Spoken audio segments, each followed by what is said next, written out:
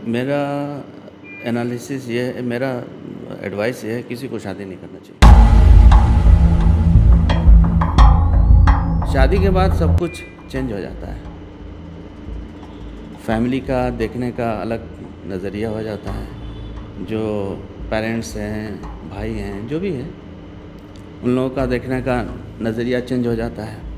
और फिर जो रिस्पॉन्सिबिलिटी आती है, अगर आपके पास अर्निंग हैंड नहीं है तो फिर मुश्किल हो जाती है। तो उस वक्त ये डिसीज़न ये ठीक नहीं था। आप सर पानी ले सकते हैं आप।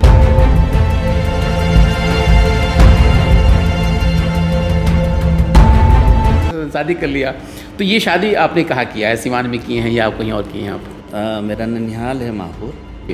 आंध्र महापुर। हाँ। मेरा भी ननिहाल महापुर ही है। अच्छा। मेरा भी ननिहाल महापुर में ही है, आंध्र महापुर। तो फिर ये कहीं ख़त्म हुआ कि नहीं आपका? हाँ, ये हाँ, हाँ जी। ये सफ़र कहीं ख़त्म? हाँ, मैंने फिर दूसरी शादी की है।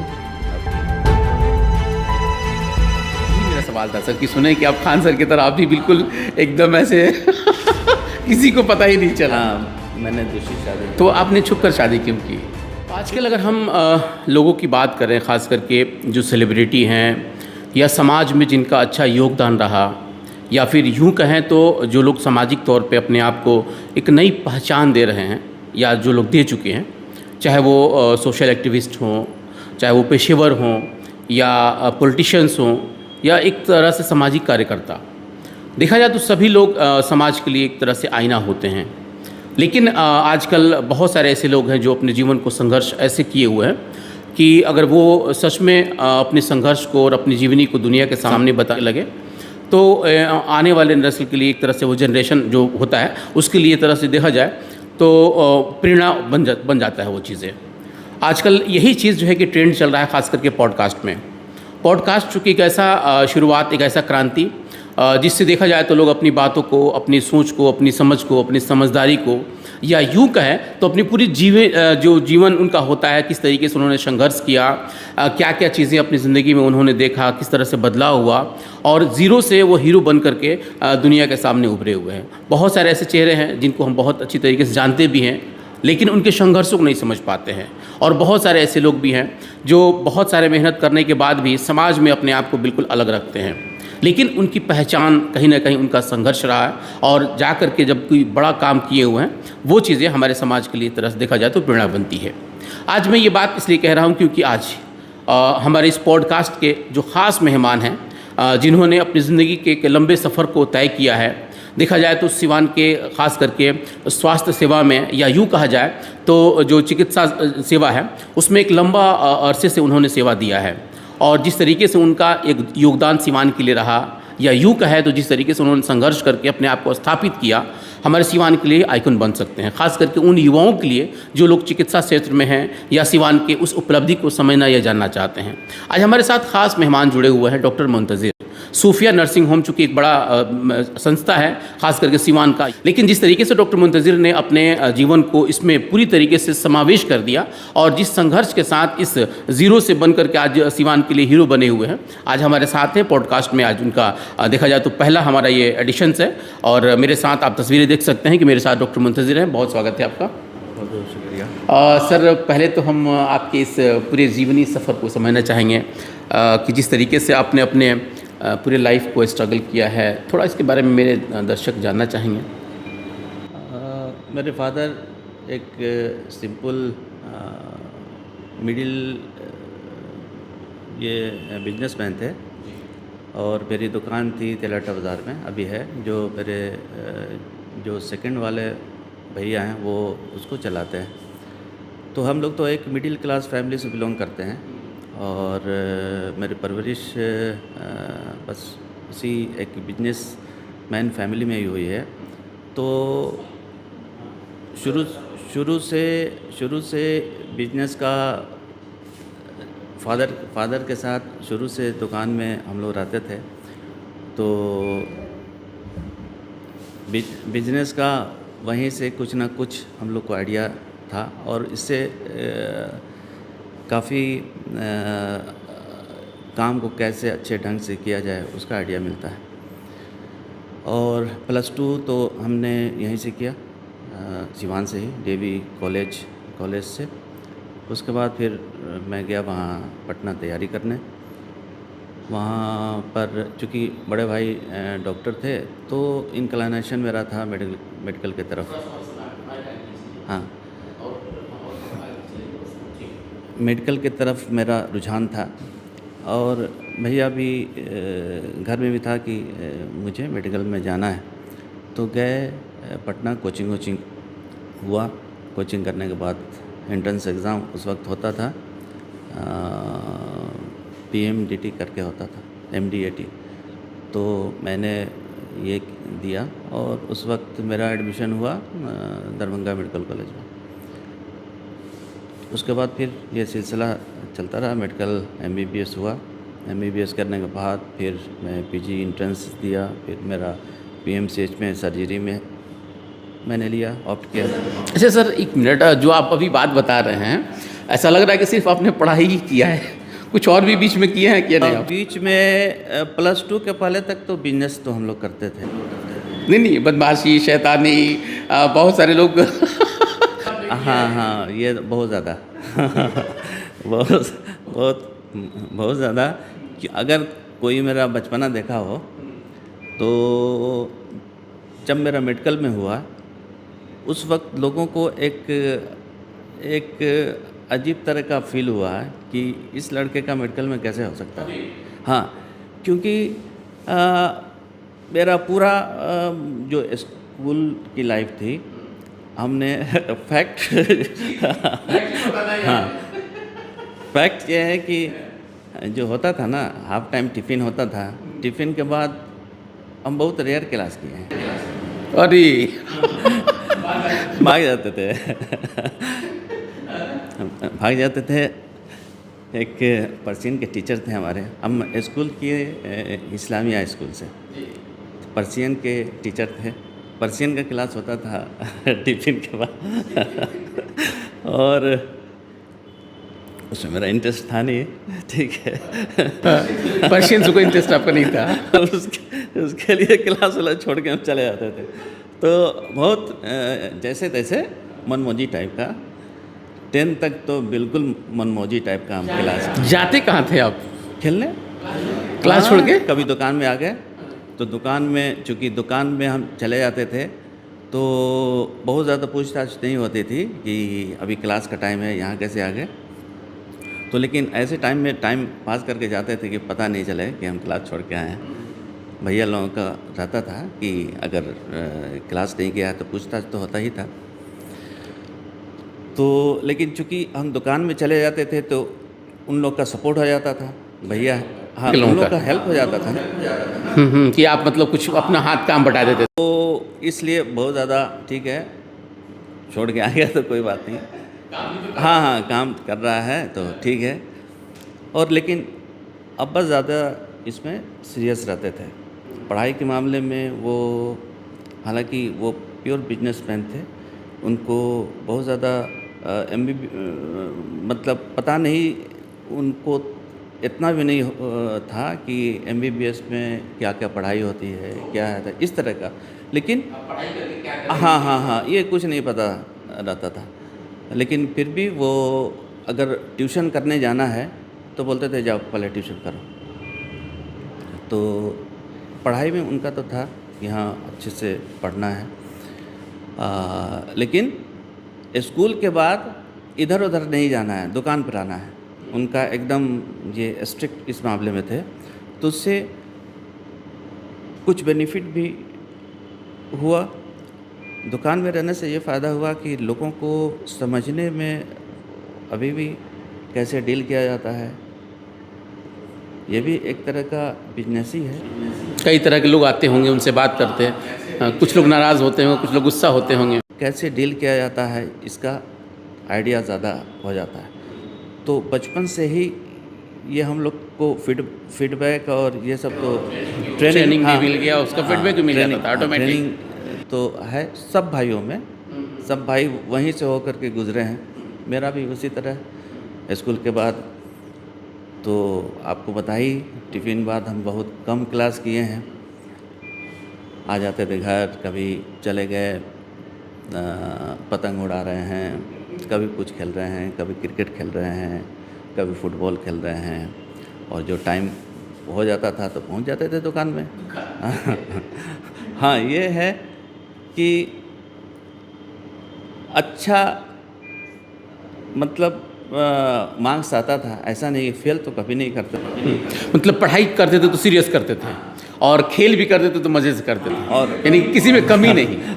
टॉप नहीं करते थे, क्लास में मिडिल रेंज में थे। हाँ, एवरेज था। तो इसलिए बहुत ज़्यादा क्लास में ऐसा नहीं है कि बहुत तेज़ लड़कों में हम शामिल थे, है ना। ठीक है, जैसे सब लोग है वैसे है। जो हमसे बहुत ज़्यादा तेज़ लड़के थे उसमें, क्योंकि हम बहुत ज़्यादा टाइम नहीं देते थे, खेल में, बदमाशी में ज़्यादा टाइम गुजर जाता था। तो इसलिए, और फिर बाकी टाइम बचा था दुकान में गुजर जाता था, तो बहुत कम टाइम पढ़ाई पर देते थे। मैट्रिक होते होते हुआ कि अगर इसी तरह चलता रहेगा तो फिर गड़बड़ हो जाएगा। तो फिर वहाँ से फिर सीरियस कब हुए थे आप? +2 के बाद। +2 के बाद सीरियस हुए, मतलब लगा कि जिंदगी है मेरी दांव पे। +2 में 11th का दिए। 12th में एक ये हुआ, मुझे एहसास हुआ, उस वक्त सारे भाई सेटल थे। मेरे बड़े भाई भैया हैं, वो डॉक्टर हैं, वो भी, उनका प्राइवेट प्रैक्टिस था वहाँ चकिया में, वो सेटल थे। और मिडिल वाले वो बिजनेस संभाले हुए थे। हाँ, मिडिल वाले बिजनेस संभाले थे, अब्बा वाला। और थर्ड जो भाई थे वो आर्किटेक्ट इंजीनियर थे, वो उनका कंप्लीट हो गया था। कंप्लीट करके वो पटना में वो किसी अपने सीनियर के साथ रहते थे, वहाँ पे प्रैक्टिस और नॉलेज के लिए अपना प्रैक्टिस करते थे। तो +2 12th में मुझे इस बात का एहसास हुआ कि सारे लोग तो सेटल्ड हैं, और अगर हम नहीं पढ़ेंगे तो दिक्कत हो जाएगा। मेरे पास दूसरा रास्ता था नहीं,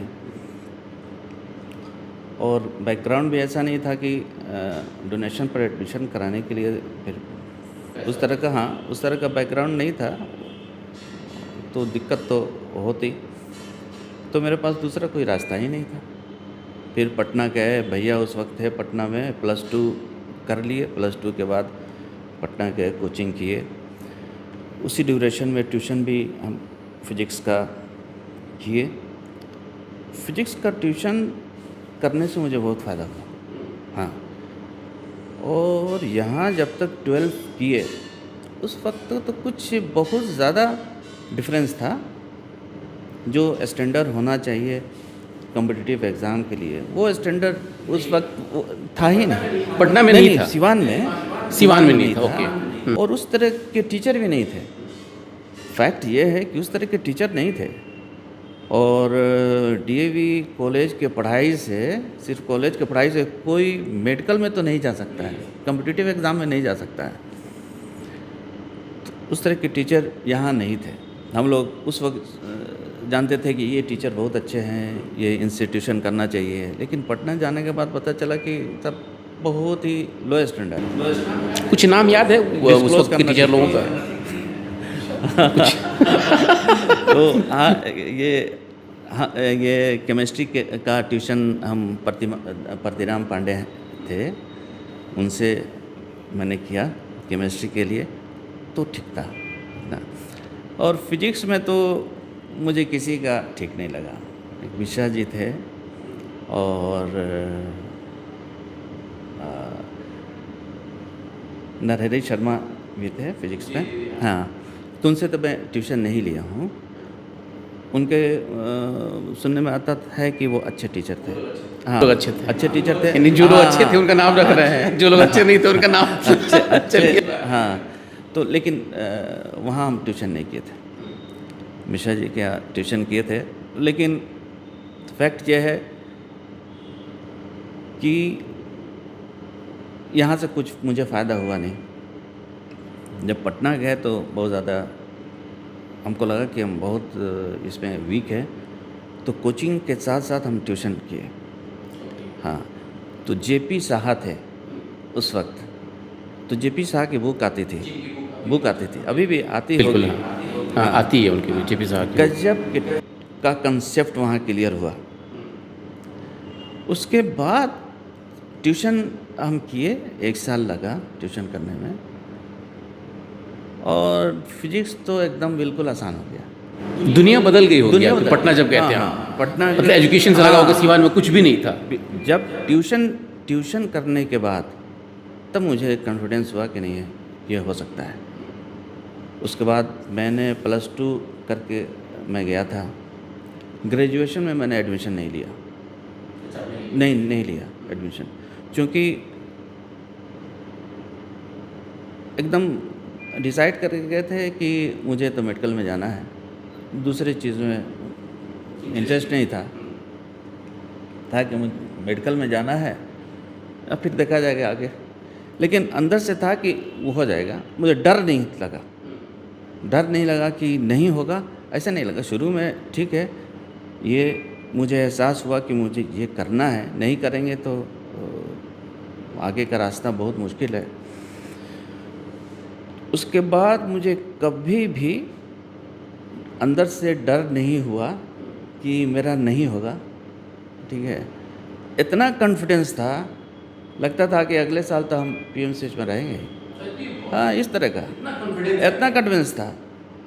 कुछ एक लड़का आया मेरे पास, बोला कि मेरे कज़न का हुआ है, फर्स्ट ईयर में है, चलो मुलाकात किया जाएगा। मतलब 1 साल पहले जब ड्यूरेशन था, अरे चलो, हम कह नहीं है, हम अगले साल मुलाकात होगी, हम रहेंगे। इतना इस तरह कॉन्फिडेंस था कि हम जाएंगे मेडिकल में। अच्छा सर, ये सन कौन सा होगा, ज़रा ये बता दें हमको। 92 में मेरा हुआ था। 92 जी। तो इसका मतलब कि 92 से पहले जो सिवान में बच्चे मतलब जो पढ़ रहे थे, चाहे वो डीबी कॉलेज हो या इस्लामिया कॉलेज हो, तो उस तरह का रिजल्ट नहीं मिल पा रहा था, डर ही नहीं था, स्टैंडर्ड नहीं था। भले कोई कुछ कहे, यहाँ के पढ़ाई से कोई मेडिकल एंट्रेंस नहीं हो सकता। तो अगर आप नहीं बाहर निकले होते तो शायद कि आप डॉक्टर नहीं होते। या नहीं होता। तो आपकी तरह तो बहुत सारे बच्चे हैं जो कि नहीं डॉक्टर कर पाए होंगे, जिनका सपने होंगे वो सपने तोड़ दिए होंगे। बिल्कुल, यहाँ उस तरह का कोई टीचर ही नहीं था। जिस तरह का कंसेप्ट देना चाहिए, जो टीचर रहेगा, उस वक्त डीएवी कॉलेज बहुत अच्छा कॉलेज माना जाता है, ठीक है। हाँ, अच्छा, वही कॉलेज था एक अच्छा। वहाँ +2 के मुझे पता है कि क्या स्टैंडर्ड था उन लोगों का। अच्छा सर, अगर पहले से कंपैरिजन करें तो अभी कुछ फीडबैक तो लेते होंगे आप, तो कुछ बदलाव हुआ है क्या? तब तो चेंज कर गया ना, चेंज कर गया कि सारा जो कोचिंग है, अच्छा कोचिंग तो आ गया, यहाँ पे टीचर्स आ गए, और पहले कंपैरेटिवली कम लड़के जाते भी थे इसमें। अब तो एक होड़ सा मचा हुआ है मेडिकल फील्ड में जाने का, और ज़्यादा बच्चे जा रहे हैं, इसलिए छोटे छोटे जगह पर अच्छे टीचर अवेलेबल हो रहे हैं। चलिए सर, अब एजुकेशन की बात हम लोग कर लें, चूँकि आपने एजुकेशन भी किया। उसके बाद जब आप मेडिकल कर लिए, शादी वगैरह आपकी हुई, कुछ शादी का जर्निंग भी आपने किया है, कुछ बहुत सारी चीज़ें थी जो कि आपके ज़िंदगी में कुछ खट्टी मिट्टी यादें हैं, क्या उसको भी साझा करना चाहेंगे आप? ठीक है। चूँकि आपकी किताब अभी तक एक ऐसी थी कि बंद पड़ी थी, और हम चाहेंगे कि हमारे दर्शक, चूँकि एक आप सिवान के एक मशहूर मारूफ डॉक्टर हैं, एक अच्छी खासी सेवा आपने दिया है, ज़ाहिर है कि अपनी ज़िंदगी के बारे में हमारे दर्शक भी जानना चाहेंगे। कुछ ऐसी कुछ यादें थी शायद कि आपकी ज़िंदगी में, जिससे आप बहुत ज़्यादा टेंशन में रहते थे, बहुत ज़्यादा डिप्रेशन में रहते थे, हालांकि उसके साथ भी आप सेवा देते थे। क्या कुछ ऐसे इंसिडेंट हुए आपकी ज़िंदगी में, ज़रा बताएँ सर। ऐसा कुछ तो नहीं है उस तरह का, लेकिन ठीक है, मेरा थोड़ा सा ये ड्रॉबैक था, एक जगह वीकनेस था। मेरी शादी हो गई पहले इंटर्नशिप में। मुझे लगता है कि वो नहीं होना चाहिए, वो स्टेज शादी का नहीं था। हाँ, क्योंकि शादी के बाद सब कुछ चेंज हो जाता है, फैमिली का देखने का अलग नज़रिया हो जाता है, जो पेरेंट्स हैं, भाई हैं, जो भी है, उन लोगों का देखने का नज़रिया चेंज हो जाता है। और फिर जो रिस्पॉन्सिबिलिटी आती है, अगर आपके पास अर्निंग हैंड नहीं है तो फिर मुश्किल हो जाती है। तो उस वक्त ये डिसीज़न ये ठीक नहीं था। आप सर पानी ले सकते हैं आप।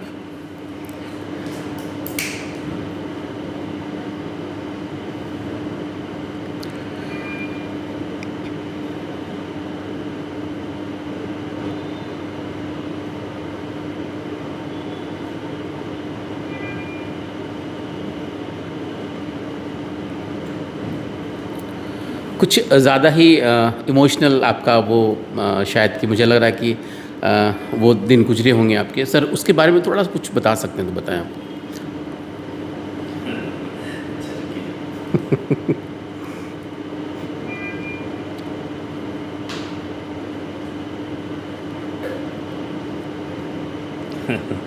अच्छा रुकिए।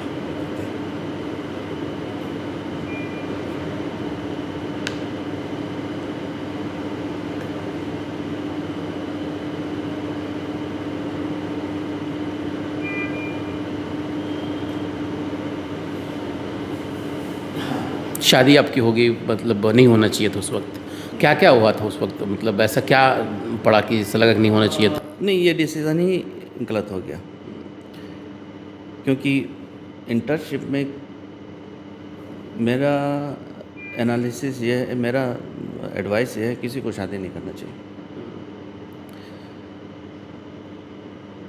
शादी हुई कमाते तो थे नहीं, इंटर्नशिप कर रहे थे। जस्ट अभी 1-2 महीना हुआ ही था इंटर्नशिप ये ज्वाइन किए हुए। उसके बाद घर में शादी कर लो। उस वक्त हमको भी पता नहीं था, कर लिए, खेल में शादी हो गया। मुझे लगा कि शादी कर लेंगे तो अच्छे से प्रिपरेशन करेंगे पीजी का, और हो गया उल्टा हो गया। क्योंकि किसी भी स्टडी पीरियड में किसी का सपोर्ट बहुत ज़रूरी है। अगर उस तरह का आपको पार्टनर नहीं है मिला, तब तो ये तो बहुत मुश्किल हो जाता। और मेरे जैसा आदमी था कि सबको प्रॉब्लम को झेलते हुए तैयारी किए और अच्छा रिज़ल्ट आया। फिर ज़िंदगी में ट्विस्ट कहाँ आ गया? ट्विस्ट, सबका बनावट अलग अलग है। मेरा बनावट अलग है, और जिससे भी शादी किसी की हो रही है उसकी बनावट अलग है। अगर बहुत ज़्यादा इनकम्पेटिबिलिटी है तो फिर मैचिंग का हमने बहुत कोशिश की,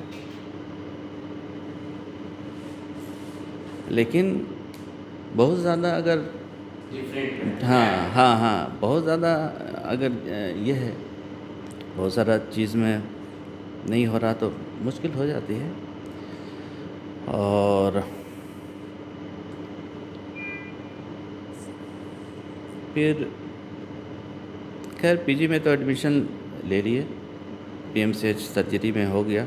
उस वक्त तक बहुत ज़्यादा ये नहीं था। उसके बाद फिर फैमिली को मैंने शिफ्ट कर दिया वहाँ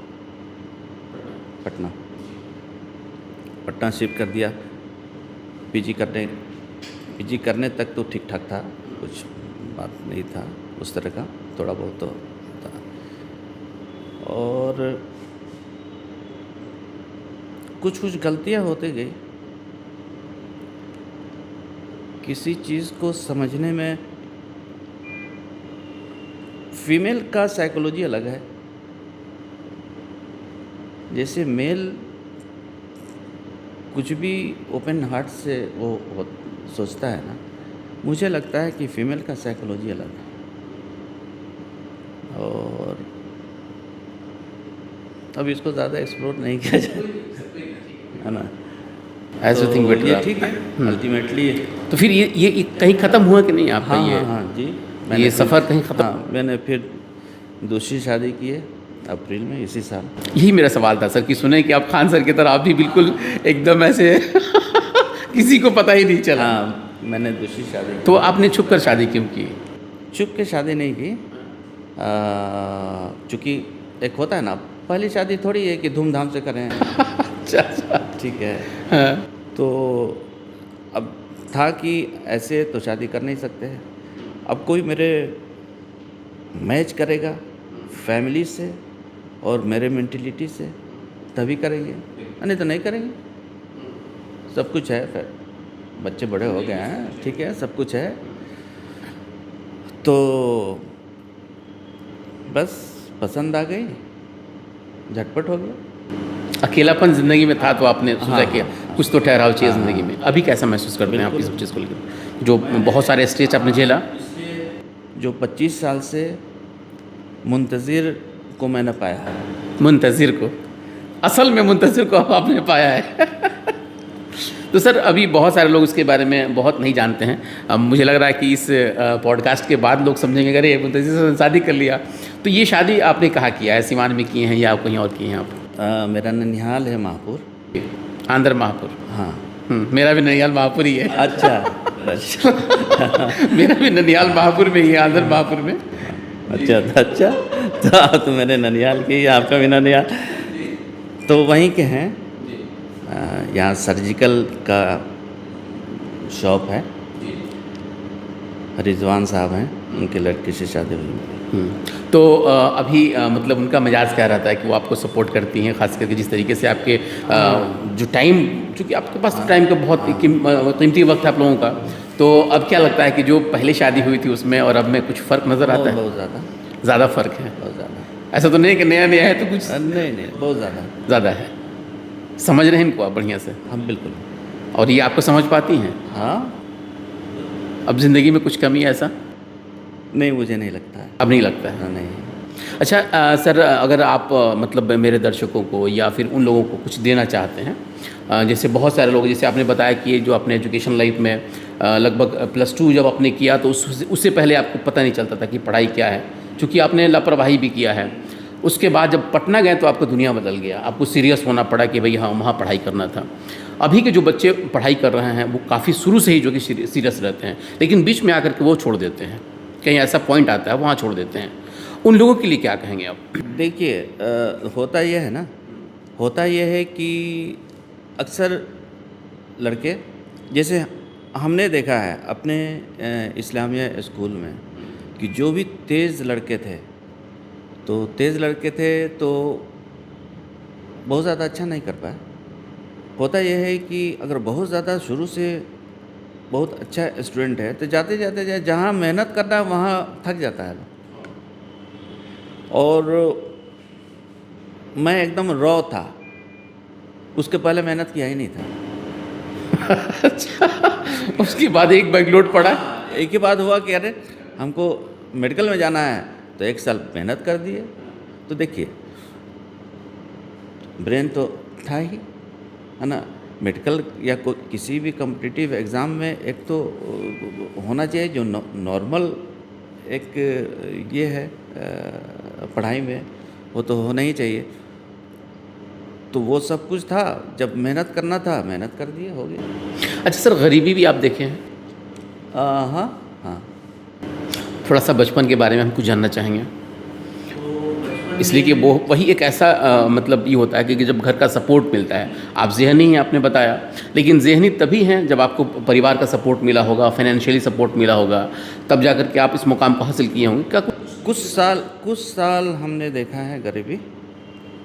मुझे लगता है कि उस वक्त चौथा पाँचवा उस ड्यूरेशन में मुझे याद है कि दुकान, अब्बा का जो दुकान था वो बहुत अच्छे कंडीशन में नहीं था और घर चलाने में थोड़ा बहुत परेशानी होती थी। 4 भाई थे आप लोग? हाँ, थोड़ा बहुत परेशानी होती थी। एक भाई तो वो जो सबसे बड़े हैं डॉक्टर हैं, वो भी अभी पढ़ते थे।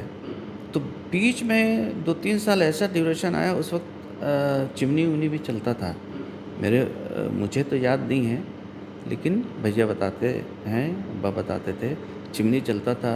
उस वक्त एकाएक चिमनी में बहुत लॉस हो गया। उस ड्यूरेशन में मुझे कुछ जो कमी है वो मुझे याद है। क्या लगा था उस वक्त आपको?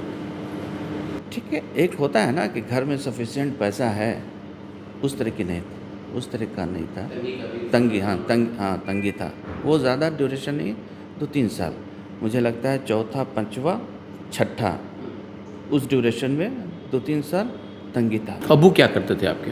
अब्बू बिजनेसमैन थे। किस तरह का बिजनेस था? किराना की दुकान है, तलहटा बाज़ार में किराने की दुकान है। तो वो वही एक उस वक्त रिटेल शॉप था। तो ये किराने की दुकान से 4-4 परिवार के लोगों को चलाना, बड़ी परिवार होगी आपकी, तो कैसे चल जाता था वो सब? चलता होता, हम लोग तो उस वक्त नहीं। पढ़ाई, फिर से हाँ, खर्च है, हाँ, कपड़ा है, दवा है, ये सारी चीज़ें तो रहती हाँ, थी। हाँ, ये चल तो जाता था, ऐसा कुछ नहीं। उसके बाद फिर कमी नहीं लगा। कमी नहीं रही फिर। अच्छा सर, हम कई बार आपके जो पुराने वाला जो आपका जो नर्सिंग होम था स्टेशन रोड के पास, मैंने देखा कि आप अपने चेम्बर में अपने अब्बू को बगल में लिटा कर रखते थे जब वो बीमार थे, और अपने मरीज़ को भी आप देखते रहते थे। ये ऐसा क्या मतलब आन पड़ी थी? अब्बू अक्सर आते थे। तो चूँकि अब्बू के कहने पर ही हम सिवान में रुके। एमएस करने के बाद हम जब सिवान आए तो उस वक्त हम जा रहे थे, मुझे एमसीएच करना था। तो प्लान मेरा था कि दिल्ली में जा कर के तैयारी करके उसमें एडमिशन लेना था। तो हम सब कुछ गाड़ी में पैक हो गया, सब कुछ रख दिए थे जाने के लिए। हाँ, जाने के लिए रख दिए थे। तो फिर अब्बू और भैया भी थे उसमें कि यहाँ सब कुछ है, छोड़ के क्यों जा रहे हो, प्रैक्टिस यहीं पर शुरू करो। और अब्बू उस वक्त बहुत ये थे, शायद बहुत ही इमोशनल थे कि अब तो मेरा बेटा जा रहा है मेरे हाँ, से। तो हम रुक गए। सिवान में मेरा रोज़ी लिखा हुआ था। तो भैया का वहाँ पर था बबुनिया रोड पे मार्केट था भैया का। तो हुआ कि शुरू करते हैं इसी में। तो फिर उसको थोड़ा सा रिनोवेट करके हमें स्टार्ट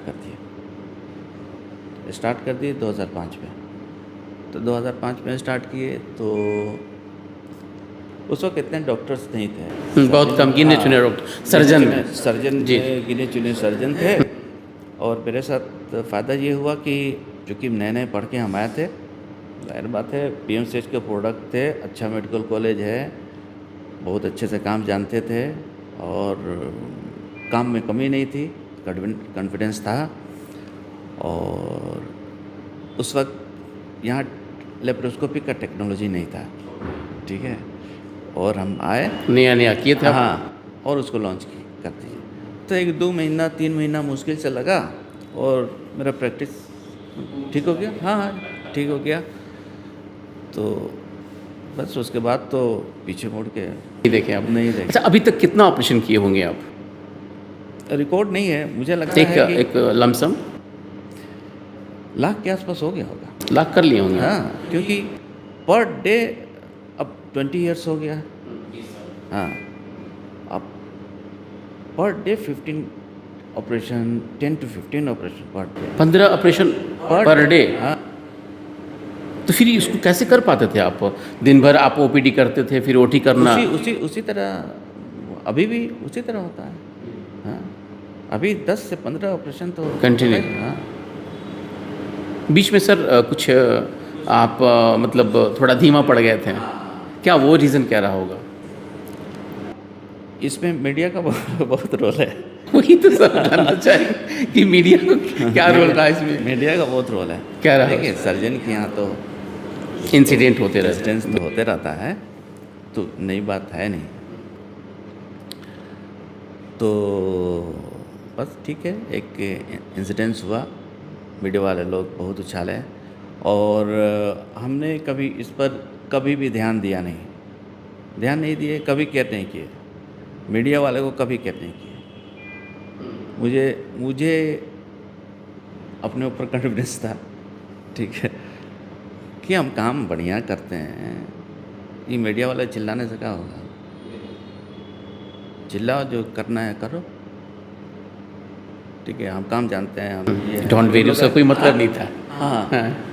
लेकिन देखे कि रोल है, सोशल मीडिया का रोल है, क्योंकि पब्लिक जो है उतना नहीं समझ पाता है, काम को नहीं समझ पाती है, नहीं समझ, माहौल को बस समझ भी लेती नहीं समझता है। अजीब तरह का ये है, पब्लिक को समझ में सारी बात नहीं आती है। लेकिन सर आज यही मीडिया तो आपके पक्ष में हम देख रहे हैं लगातार चल रहा है, आपके उस जीवनी को, आपके उस संघर्ष को, आपकी उस मेहनत को लगातार कवरेज भी मिल रहा है। उस वक्त होता ये है ना, क्योंकि हम बहुत अपने काम में बिजी थे, मीडिया वाले लोगों को कभी मैंने तरजीह नहीं दी। कोई भी आता था कि सर आपसे कुछ बात करना है, या फिर भाई हम काम पे लगे गए हैं, बात करना है, कुछ एडवर्टाइजमेंट का पेपर, हाँ पेपर ऊपर, ये तुम बोलते थे कि अब इससे ज़्यादा हमको चाहिए ही नहीं, क्या एडवर्टाइजमेंट आपको इससे लगा ज़्यादा, हाँ इससे ज़्यादा हम काम कर नहीं सकते हैं, क्या हम एडवर्टाइजमेंट कराएंगे बताइए। निगेटिव आप नहीं गए थे, कभी नहीं सोचे थे आप? निगेटिव ले लिए। तो सारा मीडिया जो है वाइस था हमसे, कुछ कमी तो रही होगी ना? हाँ कमी रही, कभी हमने उन लोग को जो प्रॉपर होता है, नहीं, आपके सर्विस में कुछ कमी रही होगी, तभी तो दिखलाए होंगे। अगर सर्विस में कमी नहीं रही होगी तो फिर क्या कर सकता था कोई? देखिए, अगर हम गलत नहीं किए तो फिर हमको सजा क्यों मिलेगी? नहीं देखिए, अगर मान लीजिए कि ऑपरेशन हुआ है, किसी का डेथ हो गया, तो ठीक है, ये तो हुआ, ये होना नहीं चाहिए, लेकिन किसी भी सर्जन के यहाँ बहुत तरह का पेशेंट रहता है ना, बिल्कुल, बहुत इमरजेंसी क्रिटिकल भी रहता है। हाँ क्रिटिकल रहता है, और कुछ रिस्क लेके करना पड़ता है।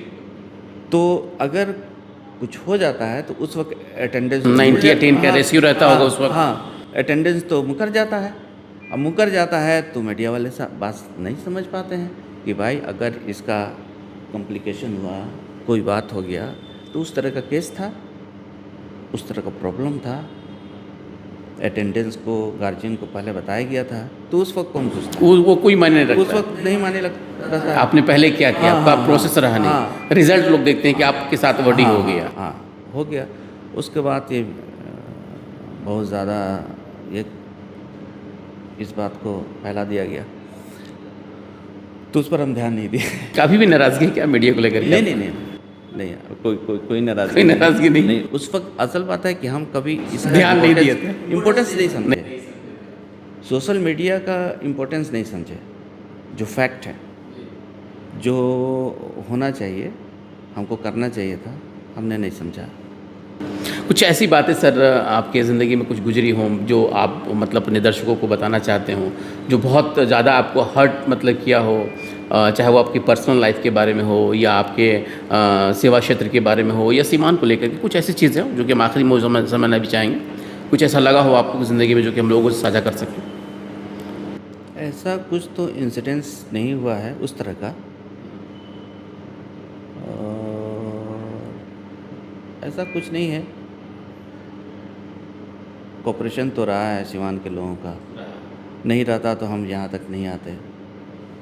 बहुत लोगों ने हम पर एतबार किया तब ना लोग आते हैं, तो उन लोगों का तो मैं शुक्रगुजार हूँ। सिवान या जो भी है, सिवान गोपालगंज, चारों तरफ से लोग आते हैं, तो ऐसा कुछ हर्ट नहीं हुआ। यानी कि लोगों का कॉपरेशन ही मिला कि सूफिया नर्सिंग होम से आज सूफिया नर्सिंग होम प्राइवेट लिमिटेड बन गया। हाँ ठीक बिल्कुल। तो एक बहुत लंबी कहानी है डॉक्टर मुंतज़िर की, और जिस तरीके से इन्होंने साझा किया, बीच में ये काफ़ी भावुक भी हो गए, और आपको भी लगा होगा कि हाँ बिल्कुल एक जो हम लोग देखते हैं, जो जब किसी बड़े चेहरे को देखते हैं लगता है कि अरे वो तो बहुत मतलब ब्राइट हैं, बहुत चमकदार हैं, लेकिन उनके पीछे जो दर्द, जो सेवा, जो संघर्ष होती है, शायद कि आपको ऐसे पॉडकास्ट से ही मिल सकता है। और हमारी कोशिश रहेगी कि हम सीवान के हर उस चेहरे को आपके बीच में लाएं जिनके संघर्षों को आप अभी तक नहीं समझ पाए हैं, लेकिन उनको आप देखते हैं और समझते होंगे अरे वो तो बहुत पैसे वाले हैं, अरे वो तो बहुत बड़े नामी लोग हैं, लेकिन उसके पीछे क्या कुछ रीज़न है और किस तरीके से उन लोगों ने संघर्ष करके और दुनिया में एक अपने आप को स्थापित किया है, या यूँ कहा जाए तो समाज के लिए एक आइकन बने हुए हैं। इन सारी चीज़ों पर हम लगातार अपना पॉडकास्ट करेंगे। फ़िलहाल आपको हमारा ये पॉडकास्ट कैसा लगा कमेंट बॉक्स में ज़रूर बताइएगा, अपना जो प्रतिक्रिया होगी, और हम लोग आगे और किस क्षेत्र में पॉडकास्ट कर सकते हैं। सीवान की बहुत सारी ऐसी समस्याएं हैं, हम चाहेंगे कि आप भी अपना उस पर ध्यान आकर्षित करें। फिलहाल हमें दीजिए इजाज़त। आप सबका बहुत बहुत धन्यवाद।